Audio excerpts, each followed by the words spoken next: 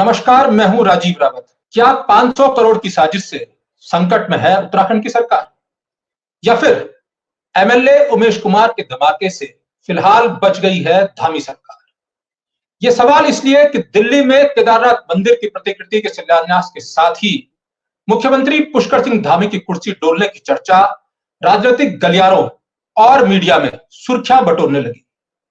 मंत्री विधायकों की दिल्ली दौड़ अचानक तेज हो गई और गैरसैंण सत्र में निर्दलीय विधायकों ने दावा कर दिया कि दक्षिण अफ्रीका के मोस्ट वांटेड अंतरराष्ट्रीय भगोड़े गुप्ता बंधुओं ने 500 करोड़ से धामी सरकार गिराने की साजिश रची थी। माननीय अध्यक्ष जी, मैं जानना चाहता हूं कि हेरिटेज एविएशन के साथ ऐसा क्या प्रेम है कि जितनी सेवाएं यहां शुरू की गई सारी हेरिटेज एविएशन कर रही है। पूरे हेलीपैड पर शस्त्रधारा के उनका कब्जा है, उनकी काट तक अंदर है।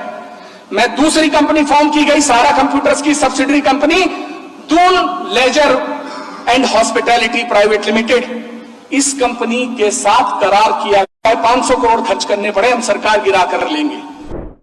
सीएम धामी ने जांच की बात तो कही, लेकिन गुप्ता बंधु के अलावा किसी और किरदार का खुलासा अभी तक नहीं हुआ। किसी राज्य में सरकार बनाते और गिराते कौन है? जाहिर है विधायक, लेकिन उनकी भूमिका होती है राज्यपाल के पास बहुमत या अल्पमत के दावे के दौरान अपनी संख्या दिखाने के लिए, या फिर विधानसभा में बहुमत के परीक्षण या अल्पमत के परीक्षण के दौरान वोट करने के लिए। लेकिन न विपक्ष अविश्वास प्रस्ताव लाया और न ही सत्ता पक्ष के विधायकों ने अनुपूरक बजट पास कर कोई कोर कसर रखी। सदन में सरकार को कोई संकट, संवैधानिक संकट आया ही नहीं। तो सवाल उठाना लाजमी है कि 500 करोड़ से सरकार गिरा कौन रहा है और किसकी सरकार गिरानी है? बीजेपी की या पुष्कर सिंह धामी सरकार को गिरानी? अगर बीजेपी सरकार गिरानी है तो 500 करोड़ के खेल में सत्ता पक्ष, बागी विधायक और विपक्ष की भूमिका एक तरफ बन सकती है। लेकिन अगर धामी सरकार गिरानी है तो 500 करोड़ के खेल में बीजेपी का हाईकमान, सत्ता के दलाल और बंधुओं का कुछ कथित नक्सस ही होगा। यह बात साफ है। हो यह भी सकता है कि बीजेपी विधायकों का एक गुट भी इस पूरे प्रक्रिया में, इस पूरे खेल में शामिल हो। ऐसा जरूरी भी नहीं है कि विधायकों का गुट या विधायक शामिल हो, क्योंकि धामी सरकार गिराकर किसी दूसरे नेता की बीजेपी सरकार बनाने के लिए विधायकों की नहीं, बल्कि सिर्फ उस पर्ची में नाम की जरूरत पड़ती है जिस पर्ची को दिल्ली आलाकमान से आना है, देहरादून पहुंचकर जो वर्तमान मुख्यमंत्री है उनके हाथ में पकड़ाना है विधायक दल की बैठक में और उनसे कहना है कि नए विधायक दल के नेता के नाम का प्रस्ताव आप रख दो। उन्हें ना सोचना है, ना समझना है और नाम बोल देना है। वो प्रस्ताव पास होना है, उसके बाद राज्यपाल के पास जाना है, नए नेता ने दावा करना है, पुराने नेता ने इस्तीफा देना है और सरकार बदल गई। ऐसे में 500 करोड़ कि किसी खेल की जरूरत बीजेपी के आलाकमान को कहां पड़ती है? ऐसा जरूरी इसलिए भी नहीं है क्योंकि धामी की सरकार गिराकर किसी नेता जो दूसरा होगा उसको बनाने के लिए गुट के तोड़ने की, गुप्ता बंधुओं की या किसी अन्य की जरूरत है नहीं। तो फिर कथित 500 करोड़ के उमेश कुमार से आखिर हुआ क्या? क्या इससे धामी सरकार गिर जाएगी या फिर बच जाएगी? इस सवाल की हम आगे पड़ताल करेंगे, लेकिन पहले आपको सुनाते हैं पूर्व मुख्यमंत्री रमेश पोखरियाल निशंक और कांग्रेस ने इस पूरे मामले पर अपनी क्या प्रतिक्रिया दी है। उसके बाद और तो और उमेश कुमार ने सीधे सीधे एक इशारा भाजपा के विधायकों पे किया है कि इसका मतलब भाजपा के विधायक बिकने के लिए तैयार हैं क्या? बिकाऊ हैं भाजपा के विधायक जो 500 करोड़ में बिक जाएंगे, क्योंकि सरकार तो तभी गिरती है जब विधायक पाला बदल लें। तो कहीं ना कहीं विधायकों को अपने बचाव में आना चाहिए और विधायकों की चुप्पी ये बताती है कि भाजपा में सब कुछ ठीक नहीं चल रहा है, कहीं ना कुछ गड़बड़ झाला है, बिना आग के धुआं नहीं उठता। और उमेश कुमार का ये बयान सारी उंगलियां भाजपा के विधायकों पे खड़ा करता है कि वो सेलेबल हैं, वो ऑन सेल है, इसलिए सरकार गिरने की पूरी सुगबुगाहट है और मिट्टी में मिलाने। ऐसी जो लोकतंत्र की स्तंभ है वहां पर कोई भी बात हो तो वो गंभीरता से होनी चाहिए। वो चौराहे पर भाषण का अड्डा नहीं है। एक एक शब्द का मूल्य होना चाहिए। मैं इस बात से सहमत हूं कि विधानसभा में एक भी बात उठी है उसका पूरी ताकत के साथ उसको प्रमाणित होना चाहिए, नहीं तो किसी को जो चाहे बोलने की छूट नहीं होनी चाहिए। और यदि ये घटना है तो उसको हर कीमत पर उसका खुलासा होना ही होना चाहिए और एक निर्धारित समय में होना चाहिए। आपको लगता है सरकार को इस मामले में गंभीरता से जांच करनी चाहिए, क्योंकि नहीं, बहुत गंभीर आरोप है। मैं ये कह रहा हूं कि जिसने बोला है उसको भी साबित करना चाहिए। सरकार को भी जांच करनी चाहिए। नहीं, मैं पहली बात ही कह रहा हूं। गंभीर और फिर गवर्नमेंट को भी पूछना चाहिए, बताओ भाई हाउस में अगर आपने बोला, हाँ, क्योंकि हाउस को हल्केपन से नहीं ले सकते। जब निशंक उत्तराखंड के सीएम थे तब विधायक उमेश कुमार पत्रकार थे। उस दौर पर उमेश कुमार पे कई मुकदमे हुए और अक्सर उनको राज्य के बाहर भी रहना पड़ा। जब कभी भी बीजेपी में सीएम बदलने की चर्चा होती है तो निशंक का नाम सबसे पहले हेडलाइन बनता है। और पुरानी अदावत के कारण बीजेपी में सीएम बदले और निशंक के हाथ बाजी लगे, ऐसा उमेश चाहेंगे नहीं। अब निशंक इस पर पूरा खुलासा चाहते हैं। कांग्रेस भी कुछ यही कह रही है। बीजेपी के प्रदेश अध्यक्ष महेंद्र भट्ट ने 500 करोड़ के किसी साजिश से इनकार कर उमेश कुमार को पूरे मामले में जितने किरदार हैं उनका खुलासा करने की नसीहत दी। उमेश कुमार अपने सूत्र का नाम बताकर उसकी जान संकट में न डालने की बात फेसबुक में पोस्ट करके कह रहे हैं और यह भी कह रहे हैं कि जांच होने पर सफेदपोशों के बेपर्दा होने का उनका दावा है। खैर, अब सवाल यह है कि जब विधानसभा के फ्लोर में धामी सरकार पर कोई संकट नहीं, कांग्रेस इसे गैर गंभीर दावा बताकर स्पष्ट जांच की मांग कर रही है, तो फिर सरकार पर संकट आखिर है कहां? और संकट नहीं तो उमेश कुमार के जरिए इस खुलासे के मायने क्या है? अगर बीजेपी में कोई बड़ी टूट नहीं हो रही थी और कांग्रेस किसी को तोड़ना चाहती ही नहीं, तो 500 करोड़ का उपयोग क्या है? एक बात की संभावना बड़ी है। अयोध्या में श्री राम पथ कि लोकसभाओं में हार के बाद बीजेपी विधानसभा उपचुनाव बद्रीनाथ से भी हार गई। यहां बीजेपी ने पूर्व मंत्री राजेंद्र भंडारी को कांग्रेस से तोड़ा, विधानसभा से इस्तीफा दिलवाया और फिर चुनाव लड़वाया। भंडारी का बद्रीनाथ में एक छत्र राज था। बद्रीनाथ की हार से बीजेपी की हिंदुत्ववादी छवि को देश भर में धक्का पहुंचा। बस यहीं से सीएम बदलने की बात बंद गलियारों में होने लगी। अब केदारनाथ में भी उपचुनाव है। श्री राम और श्री नारायण के धाम में करारी हार होने के बाद बीजेपी के हिंदुत्व एजेंडे की अग्नि परीक्षा अब महादेव के सर्वोच्च धाम केदारनाथ विधानसभा में है। शंकराचार्य अयोध्या में अधूरे राम मंदिर के उद्घाटन और केदारधाम में सोने की कथित चोरी से पहले से ही नाराज चल रहे हैं। अब दिल्ली में केदारनाथ की प्रतिकृति के शिलान्यास से पुरोहित और शिव भक्त भी नाराज हो गए। हालांकि अब मंदिर का निर्माण रोक दिया गया है। यहीं से बीजेपी के मंत्री विधायकों की दिल्ली दौड़ शुरू हो गई। तर्क दिया गया कि मंत्री के 4 रिक्त पदों के लिए विधायक आलाकमान के चक्कर दिल्ली में काट रहे हैं, लेकिन जो मंत्री हैं वो आखिर दिल्ली क्यों गए, वो भी आपदा के दौर में? यह बात समझ से परे है कि मंत्रियों को मंत्रिमंडल में अतिरिक्त पद भरने पर मंत्री ही तो रहना है। जिन्हें मंत्री बनना है वो विधायक है। और आपदा के समय मंत्रियों की दिल्ली दौड़ ने इस बात को पुख्ता किया कि कुछ ना कुछ गड़बड़ ज्यादा जरूर है, कुछ ना कुछ खिचड़ी पक रही है। अब किसी मंत्री को यदि दिल्ली दौड़ना है तो उसके लिए 2 संभावनाएं। एक, या तो वो स्वयं मुख्यमंत्री बने या अपने गुट के किसी नेता को मुख्यमंत्री बनवाए ताकि उसका राजकाज, उसका मंत्रिमंडल सरल तरीके से चलता रहे। इसका मतलब कोई खिचड़ी जरूर पक रही थी। आपको याद होगा जब हरीश रावत सरकार गिराकर राष्ट्रपति शासन उत्तराखंड में लगाया गया था, तब कांग्रेस के बागी गुट के नेता पूर्व मुख्यमंत्री विजय बोगड़ा और मंत्री हरक सिंह रावत उस पूरे बागी गुट के नेता थे।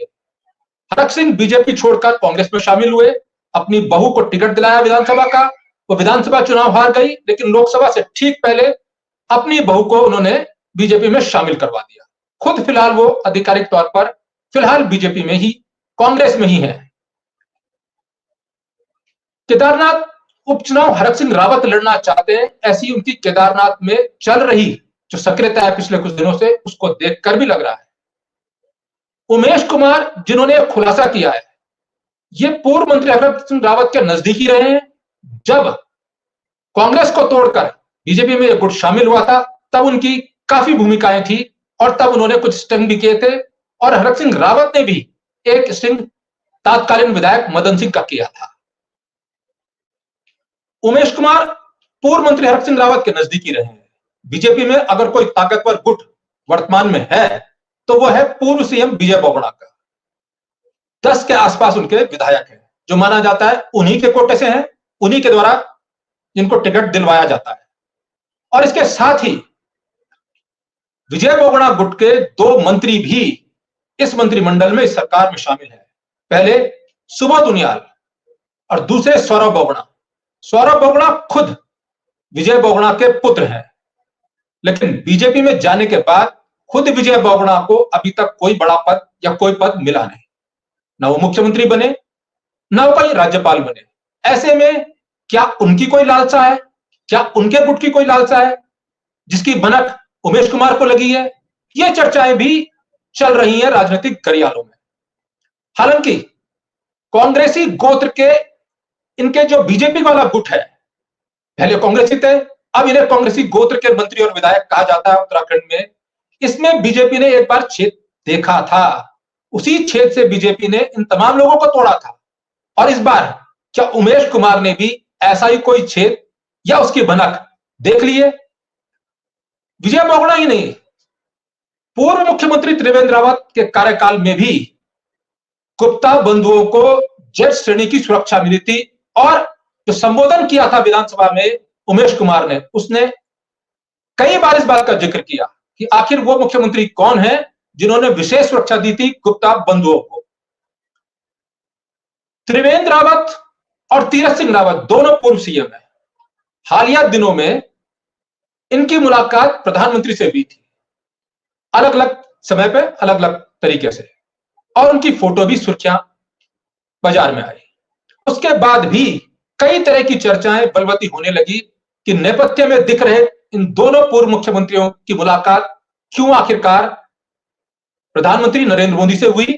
खैर, अगर बीजेपी आलाकमान को, बीजेपी हाईकमान को मुख्यमंत्री बदलना है तो उसे बदलने से कौन रोक सकता है? आप कहेंगे कोई नहीं, जाहिर सी बात है, अगर मोदी और अमित शाह चाहेंगे वो भी उत्तराखंड जैसे राज्य का मुख्यमंत्री बदलना, तो उन्हें कौन रोक पाएगा? तो फिर 500 करोड़ की जरूरत कहां पड़ी? हो सकता है इसकी जरूरत पड़ी होगी सत्ता के दलालों के लिए, दिल्ली में लॉबिंग करने के लिए। जो लोग मुख्यमंत्री बनाते हैं और हटाते हैं, उनके लिए इसकी जरूरत पड़ सकती है। अगर कोई ऐसा सौदा हुआ या होना बाकी है तो इसके कथित खुलासे से क्या हुआ, क्या हासिल हुआ? सभी दलों ने इसे खारिज कर दिया और उमेश कुमार को 500 करोड़ के सौदागरों का नाम खोलने की खुली चुनौती दी। क्या मोदी और अमित शाह अगर सीएम बदलना चाहेंगे तो आपसे फिर सवाल है, कोई उन्हें रोक सकता है? आप एक ऑप्शन पर बात कर सकते हैं कि हां, आरएसएस। और बद्रीनाथ की हार के बाद अगर मैं कहूं कि आरएसएस की भी सहमति इस बात पर बन गई हो कि हमें केदारनाथ नहीं आना है, तो फिर आप कहेंगे फिर तो कोई नहीं, क्योंकि बीजेपी में अमित शाह और मोदी प्लस आरएसएस यदि कोई चाहे, कोई चीज चाहे, तो उन्हें कौन रोक सकता है? लेकिन उनको भी रोका जा सकता है और उनको रोकने वाला है उमेश कुमार का 500 करोड़ का खुलासा बम। आपको ध्यान है ना केजरीवाल का धमाका? लोकसभा चुनाव से पहले जब वो जेल से बाहर आए थे, उन्होंने दावा किया था कि 400 सीट मिल गई अगर बीजेपी को तो यूपी से योगी आदित्यनाथ को हटा दिया जाएगा। इसके लिए दिल्ली लॉबी लगातार कोशिश कर रही है और 400 सीटों के बाद वो इतने पावरफुल हो जाएंगे कि किसी ना किसी बहाने योगी को हटा देंगे। और उसका कारण भी बताया था, क्योंकि बीजेपी में नरेंद्र मोदी के बाद राष्ट्रीय नेता या राष्ट्रीय तौर पर हिंदुत्व का प्रतीक चिन्ह यदि किसी को माना जाता है तो वो योगी को। और जिस तरह से योगी का उभार पूरे देश भर में हुआ है, उससे वो भविष्य में मोदी के एक छत्र राज के लिए संकट हो सकते हैं। ऐसे में उनको हटाया जा सकता है। अरविंद केजरीवाल के उस दावे के बाद 400 सीट तो नहीं आई, लेकिन योगी की सीटों को अस्थिर करने की प्रक्रियाएं चलती रही। खबरें बनती रही, लेकिन फिर भी उस खुलासे ने, केजरीवाल के उस दावे ने योगी की सीट को फिलहाल बचा के रखा। और इसी फॉर्मूले को अपनाया गया है उत्तराखंड में भी, क्योंकि यह फॉर्मूला फिलहाल उत्तराखंड में काम करता हुआ दिख रहा है। 500 करोड़ की कथित साजिश से धामी की कुर्सी हट जाए या हटी है, ऐसा संदेश न तो अमित शाह देना चाहेंगे देश को, और नहीं नरेंद्र मोदी, और नहीं इसके लिए संघ तैयार होगा, क्योंकि 500 करोड़ देकर खर्च करके मुख्यमंत्री बदला जा सकता है। फिलहाल वो ऐसी छवि अपने देश में होने नहीं देंगे। हालांकि हो सकता है वो बगैर 500 करोड़ के, हो सकता है नियमित प्रक्रिया में मुख्यमंत्री बदलने की बात चल रही हो, लेकिन उमेश कुमार के इस बम ने लगता है कि केदारनाथ उपचुनाव तक फिलहाल धामी की कुर्सी, धामी की मुख्यमंत्री की सीट तो बचा ही दी है। और शंकाओं का बाजार में लगातार गर्म है। उमेश कुमार और सीएम धामी भी नहीं चाहेंगे उनकी कुर्सी हटे। अपनी ही कुर्सी के लिए गुप्ता बंधुओं ने 500 करोड़ का कोई कथित ट्रेड उनसे किया, ऐसा कोई नहीं मानेगा। उमेश कुमार ने खुलासा किया तो उनको 500 करोड़ मिले और तब उन्होंने गुप्ता का नाम खोल दिया, ऐसा भी कोई नहीं मानेगा। तो 2 विधायकों को छोड़ के सब शंका के घेरे में जितने विधायक है, क्या वो कांग्रेस के विधायक है, कांग्रेस का कोई गुट है जो इस प्रबंधन में जुटा है, क्या बीजेपी का गुट है, क्या बीजेपी में ही के जो मंत्री है मुख्यमंत्री बनना चाहते हैं, या कोई नाराज गुट है जिसका मंत्री बनने पे भी नाराज है, वो सब शंका के घेरे में। और उनसे ज्यादा शंका के घेरे में है सत्ता की स्ट्रीट्स पे बैठने वाले वो दलाल जो मुख्यमंत्री बनाने और हटाने का खेल करते हैं। और सबसे बड़ा संकट यह है, यदि इस समय ऐसा कोई निर्णय बीजेपी आलाकमान लेता है तो जाने अनजाने, चाहे न चाहते हुए भी दाग उन पर लग जाएगा कि 500 करोड़ की कोई डील हुई थी और उसके हाथ उस पर मैले हैं। इसलिए इस बम ने फिलहाल तो ऐसा लगता है कि सीएम धामी की मदद की है और सीएम धामी को बचा दिया है, उनकी कुर्सी को बचा दिया है। और बड़ी बात यह है, क्योंकि इसमें मनी ट्रेल की बात है, इसमें 500 करोड़ की बात है, तो फिर जो ईडी छोटी छोटी बातों पर, बंद बातों पर जांच के लिए चली जाती थी, इस इकोनॉमिक ट्रेल, इस मनी लॉन्ड्रिंग के कथित बात के लिए अभी तक सक्रिय क्यों नहीं हुई? और इसमें कई सारे मामले, कई सारे अपराध बनते हैं। यदि ये ऐसा कुछ हुआ है, यदि उमेश कुमार का दावा ठीक है, तो सीबीआई क्या कर रही है? सीबीआई और ईडी अभी कुछ कर नहीं रही है। मुख्यमंत्री ने कहा जांच करेंगे, लेकिन जांच किस स्तर पर पहुंची यह पता नहीं। गुप्ता बंधुओं के नाम का खुलासा हुआ, 2 भाई यूएई में जेल में है, एक भाई हिरासत में लिया गया था एक आत्महत्या वाले मामले में, देहरादून में। उनसे आगे ये कहानी बनी नहीं, आरोप के अलावा अभी ये कुछ हुआ नहीं। तो फिर इसकी जड़ में है क्या और इसकी जांच हो क्यों नहीं रही है?